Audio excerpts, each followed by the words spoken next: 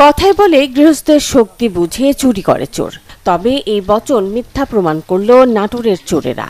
হানা দিয়েছে নাটোর ৩ আসনের সংসদ সদস্য আনোয়ারুল ইসলাম আনুর বাড়িতে। চুরি করে নিয়ে গেছে শহরের বরগাছা এলাকায় সংসদ সদস্যের পুরো বাড়ির বৈদ্যুতিক তার, তাও আবার একবার নয়, ২.৫ মাসে ২ বার। সবশেষ চুরি করে গেল বৃহস্পতিবার গভীর রাতে। এতে হাস্যরসে মাতলেও উদ্বিগ্ন স্থানীয়রা। বলছেন, এমপির বাড়ি যদি নিরাপদ না থাকে তাহলে সাধারণ মানুষের নিরাপত্তা কোথায়? যে একজন এমপির বাড়িতে যদি এরকম ভাবে অনবরত চুরি হতে থাকে, তাহলে নাটোরের যে আইন শৃঙ্খলার যে অবস্থা সেটা কিন্তু আর বুঝতে বাকি নাই যে কিরকম অবস্থা। তো সেই জায়গা থেকে সাধারণ মানুষ অত্যন্ত উদ্বিগ্ন তাদের নিরাপত্তা নিয়ে, তাদের বসতবাড়ির নিরাপত্তা নিয়ে।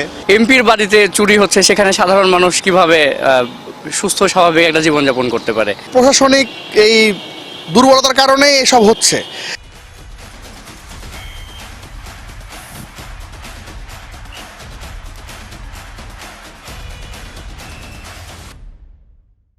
বিগত দিনে আমরা কখনো এসব শুনিনি। এমপির বাড়ির তার চুরি হয়েছে, এই জন্য প্রশাসন লড়ে চড়ে পড়ছে, কিন্তু সাধারণ মানুষের বাড়ির যখন ক্ষতি হয়, মানুষ ক্ষতিগ্রস্ত হয়, তখন কিন্তু খুব একটা লড়ে চড়ে দেখা যায় না, লড়চড় দেখা যায় না পুলিশের।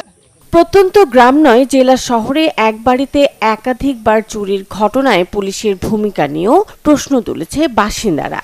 যদিও পুলিশ বলছে জড়িতদের ধরতে জোর তৎপরতা চলছে।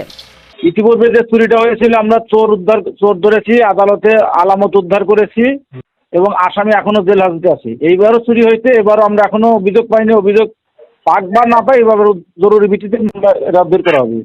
৩১ মার্চ ভোরে প্রথমবার সংসদ সদস্যের বাড়িতে বিদ্যুতের তার চুরি করে সংঘবদ্ধ দুর্বৃত্তরা।